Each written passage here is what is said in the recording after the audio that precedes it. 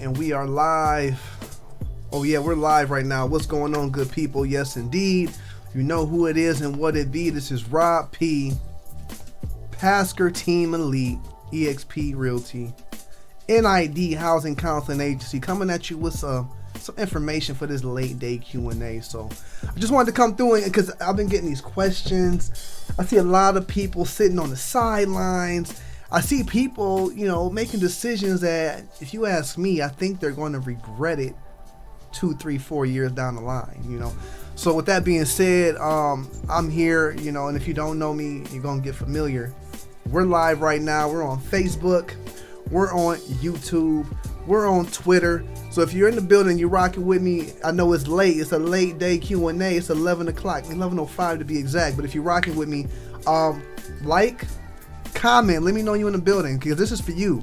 And if you have questions while we at it, ask your questions, because I'm here. I'm gonna spend a little time in front of y'all, dropping some gems, dropping some jewels, giving you some information that's going to help you make decisions that affect your family into the future.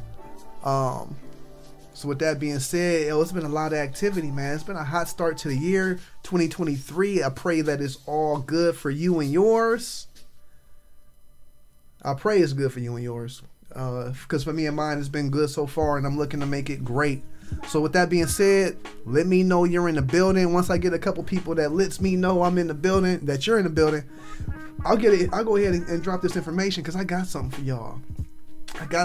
For all my people that watch the news, for all my people that's on Newsbreak, that got the Newsbreak app. It's kind of lit.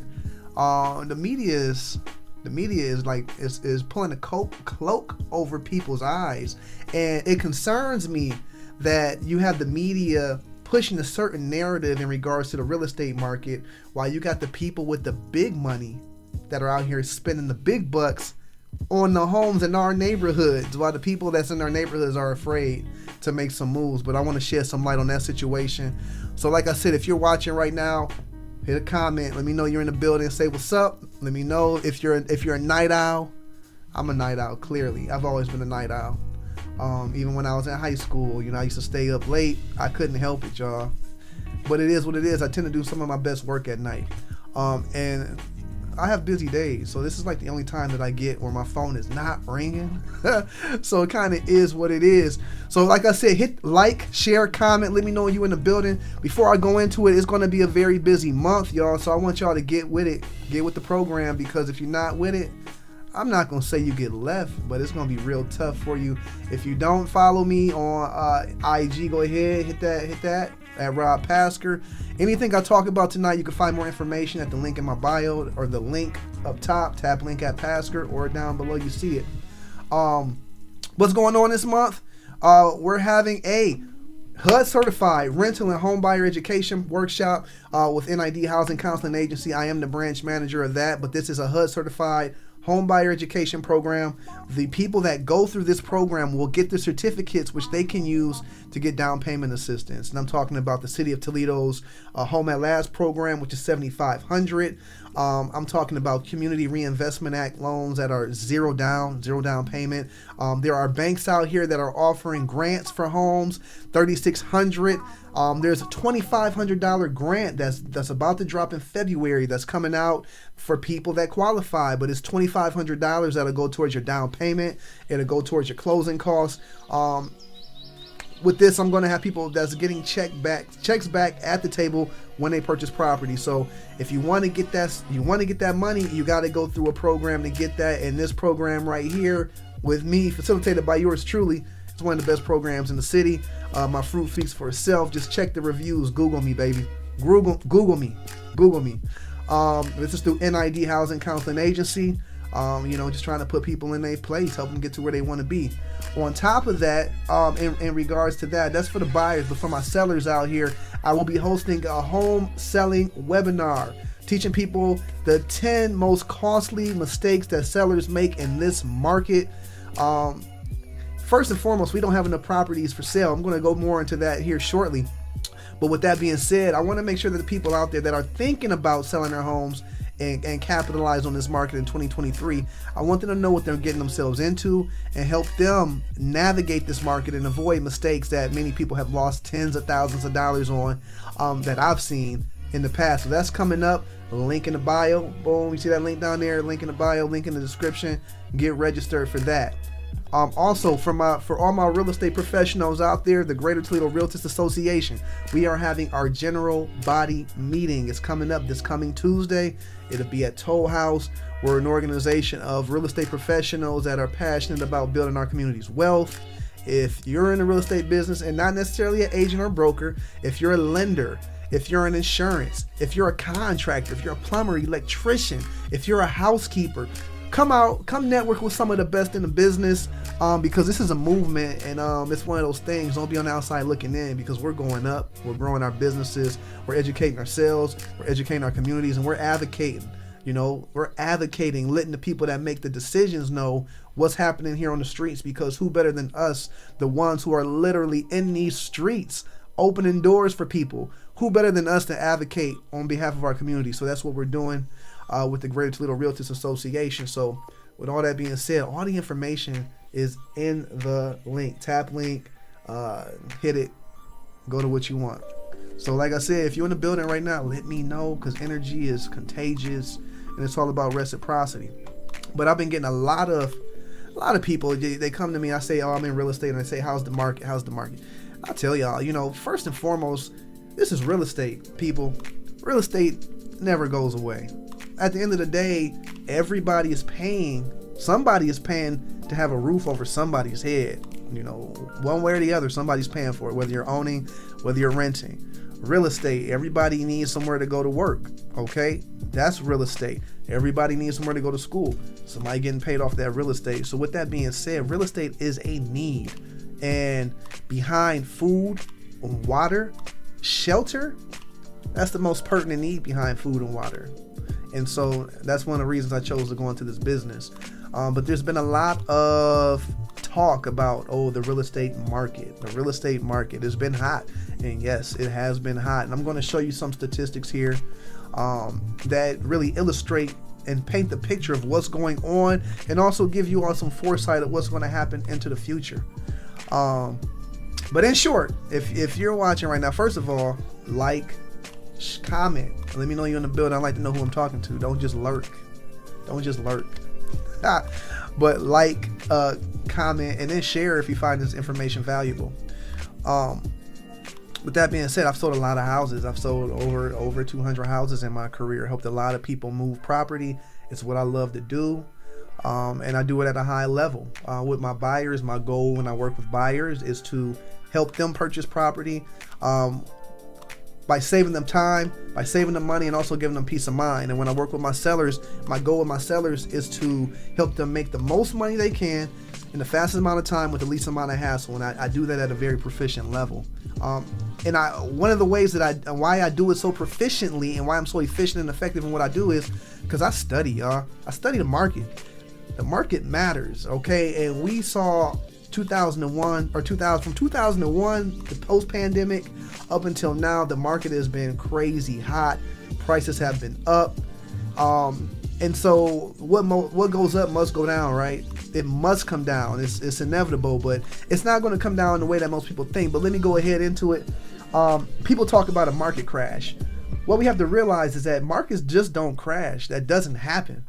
It doesn't happen. It might happen once a generation, but in my lifetime, I experienced the crash of 2008, which I really didn't, because I wasn't thinking about real estate in 2008. I was in college. Property, real estate was the least of my concerns, but I know a lot of people were affected by what happened in 2008. And so if you don't, largest real estate crash, and it was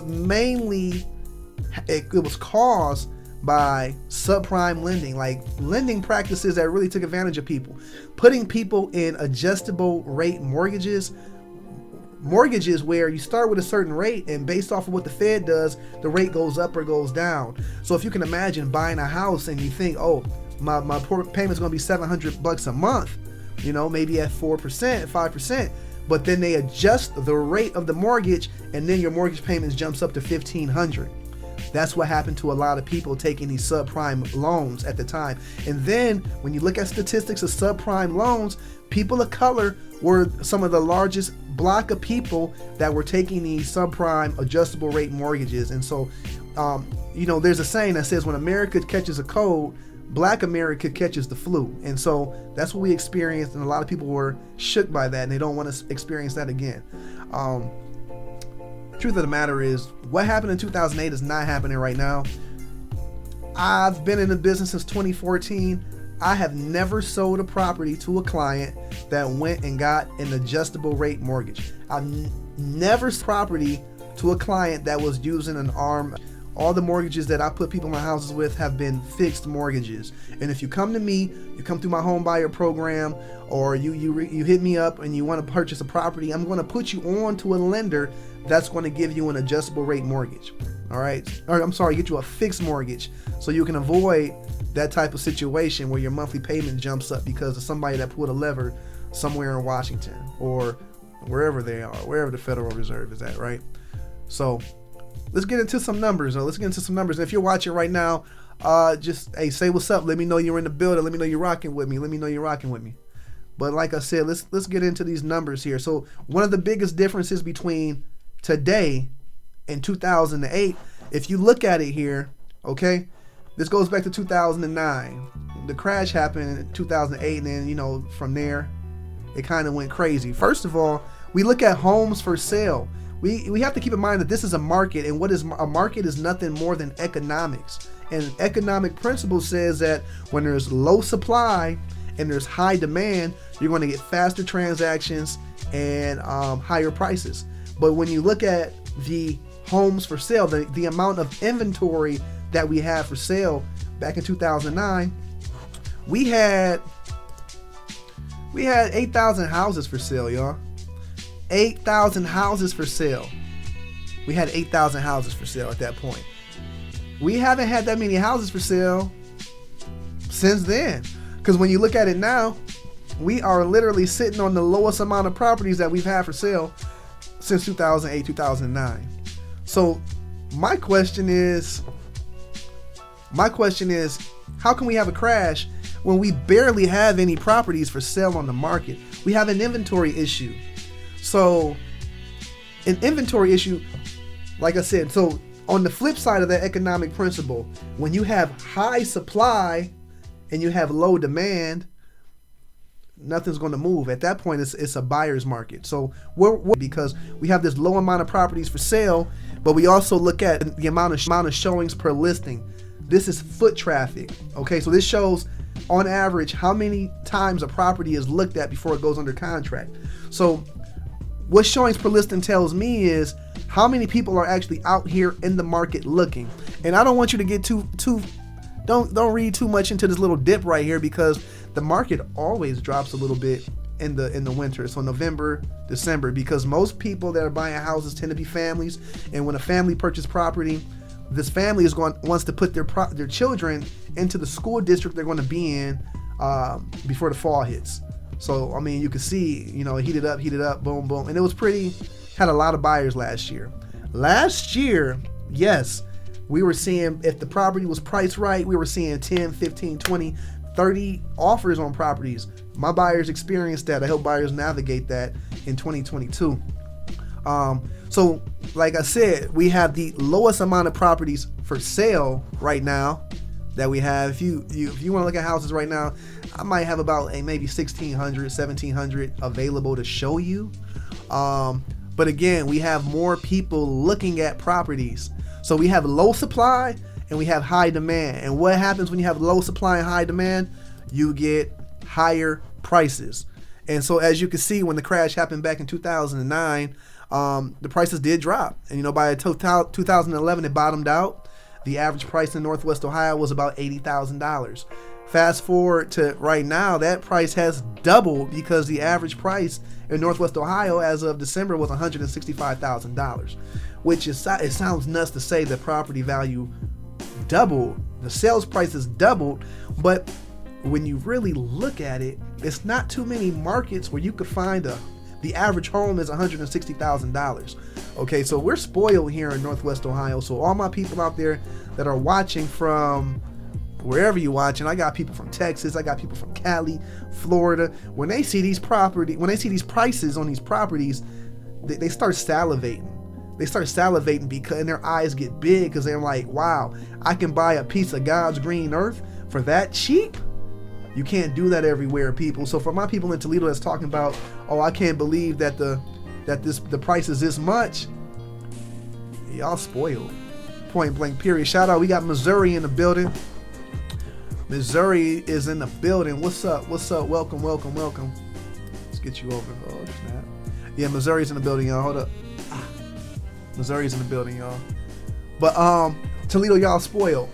You got these average prices. If you're watching, let me know you in the building. Let me know where you're from. Let me know what y'all think about the market. Let me know. Something else. So check this out. Like I said, the sales price is up.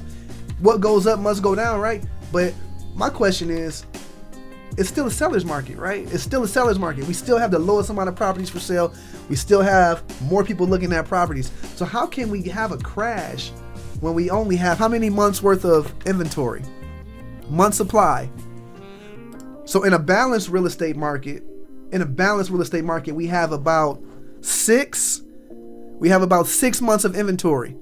6 months of inventory. So what that means is, in a certain neighborhood, if there's 6 houses for sale, you got 6 houses for sale and 1 sells a month, that's a balanced market, okay? But in a buyer's market, if you have 11 houses for sale, but only 1 is selling per month, you can imagine that those sellers that are on the market are going to do whatever they can to make their home stand out and get that house sold, okay? Because it's so many sellers and not enough buyers.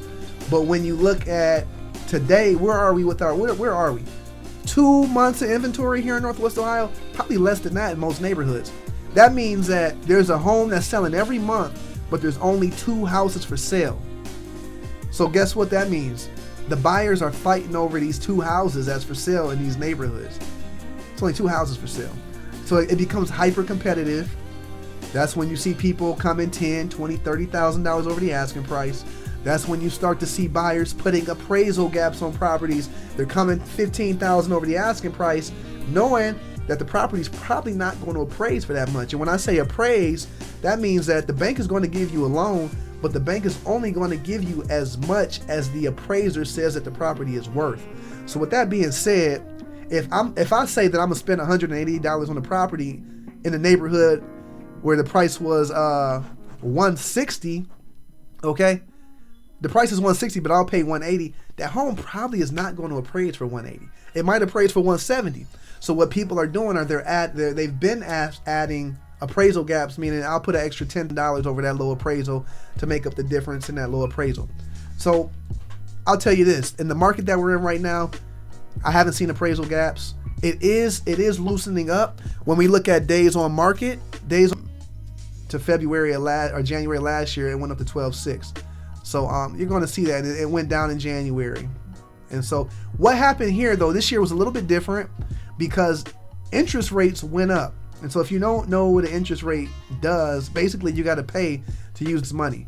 And so the interest rate has been historically low. We were seeing 2.75% interest rates, 3% interest rates, then it went up to 4%. Interest rates jumped up to about 7%.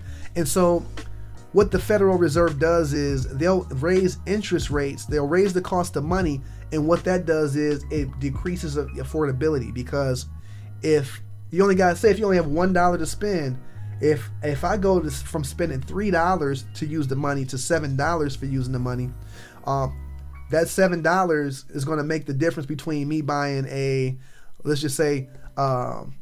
I got $1 to spend. So that 3%, I could go buy a $96,000, $97,000 house, but with a 7% interest rate, now I can only purchase a $93,000 house. So when you double that, say they're buying a $200,000, $300,000 house, that's the difference of, $10,000, $20,000, $30,000 worth of house that they could have purchased before the interest rate went up. So when interest rates go up, affordability goes down. And I think that's one of the reasons that you did see a decline in the number of properties bought. But it's not just about interest rates, because like I said, we also have the lowest amount of properties for sale. And so a lot of buyers, they fell out. They got frustrated with the market. And so because they got frustrated with the market, we only have so many houses for sale. That's one of the reasons that the we saw the amount of sales closed. So also something that's really interesting to look at, okay, is the median percent of last list price. So what this means is homes are selling on the median, and I say median's important. I like median over average because it gives you a more accurate depiction. But median is you take away the bottom half, take away the top half, and it's going to leave you with the number in the middle. So what this means is there haven't been any deals out here over the last year. Homes have been selling. Most of the homes that I put on the market have sold for over the asking price. So for people that's been looking for deals, it's been tough, but I will tell you, it is changing. I've had clients buy properties for $10,000, $15,000 below the asking price. I've made it happen here within the last month and a half. I've seen buyers get money for closing costs. Sellers stopped giving money for closing costs because they didn't have to give money for closing costs. But I've seen it because, it's less buyers. Buyers have fallen off. Affordability has fallen off. But as you can see, as of December, homes are still selling for 100% on average. So, the numbers don't lie, my good people. What I'm here to tell you is, let's go back to sales price. Despite the fact that we saw less buyers, despite the fact that we saw less people purchasing property or less closed sales, we had less closed sales, the prices have continued to rise. And they're going to continue to rise. So if you think they're expensive now, wait until 2024. Wait until 2025, y'all. You're going to wish that you bought a property right now because it's going to continue to go up. I don't see a crash coming because how can a crash happen when we don't have enough housing? We don't have enough houses to sell. So even with that being said, if half the buyers dropped out the market, the prices will still pretty much remain the same. They may come down a little bit. So prices will continue to go. If you ask me, this is my prediction. I see prices going sideways, just like you see this starting to go sideways here.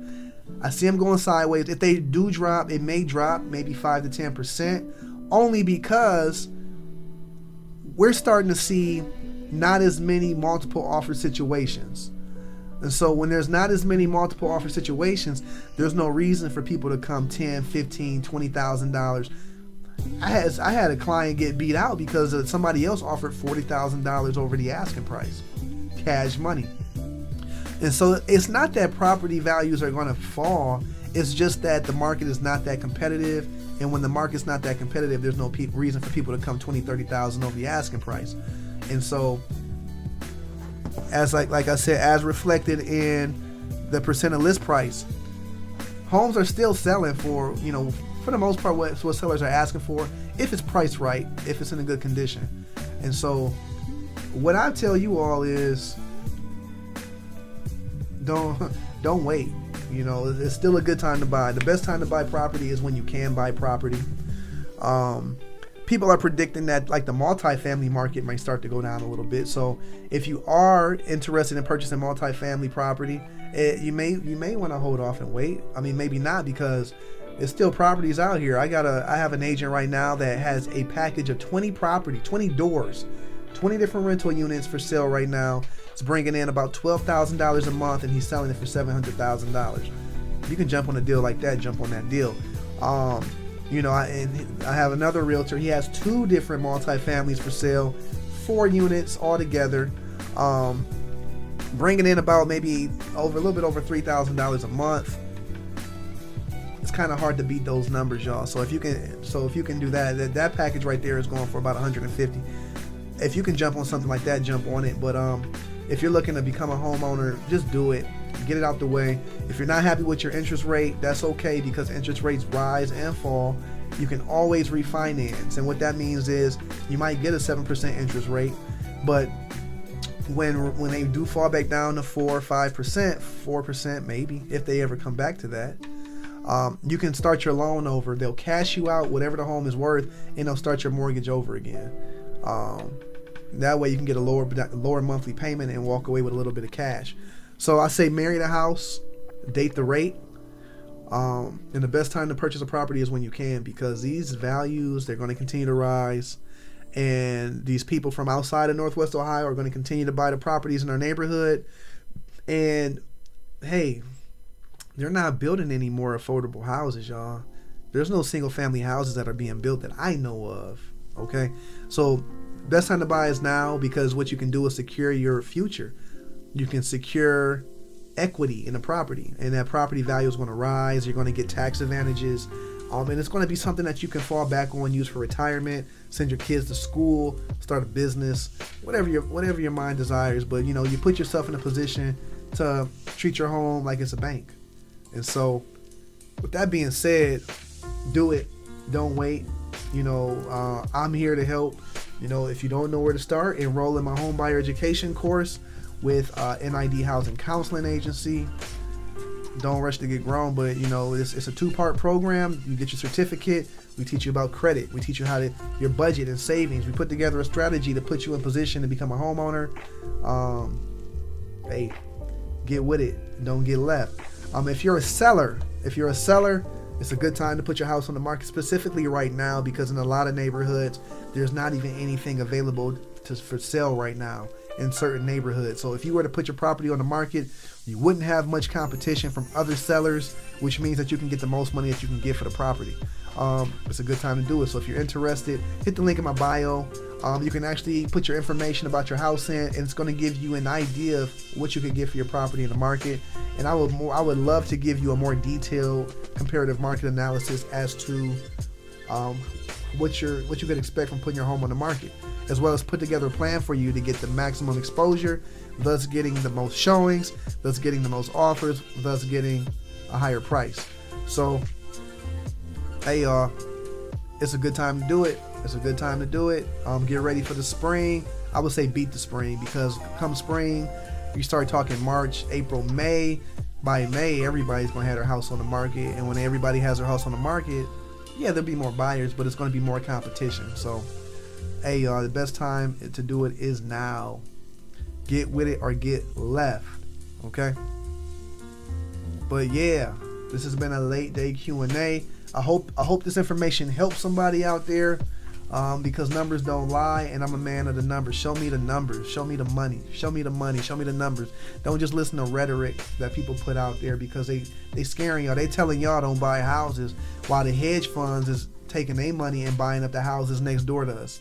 And so it's going to get to the point where it's going to be so many landlords out here and not enough houses for us to purchase. And that's really what's happening right now.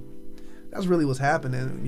Landlords are snatching up our houses, and people want to move from renting to owning, but it's nothing in their price range for them to really purchase. And so if you think it's hard now, it's only going to get harder, y'all. And that's what I'm telling you. It's only going to get harder. So get with it, get left. Hit the link in my bio. Register for the home buyer education workshop. Sellers, register for the home selling webinar and learn about what not to do when selling your house. And until next time, I'll be back. I'm going to try to come back and see y'all more often, because I miss y'all people. But until then, y'all hold it down. Be blessed. Shout out to my mom. Go figure. Yeah, I try to help them figure. I try. It's all about the numbers. The numbers help you figure. So, hey, it's going down, y'all. Until next time, y'all be easy, be cool, and be safe.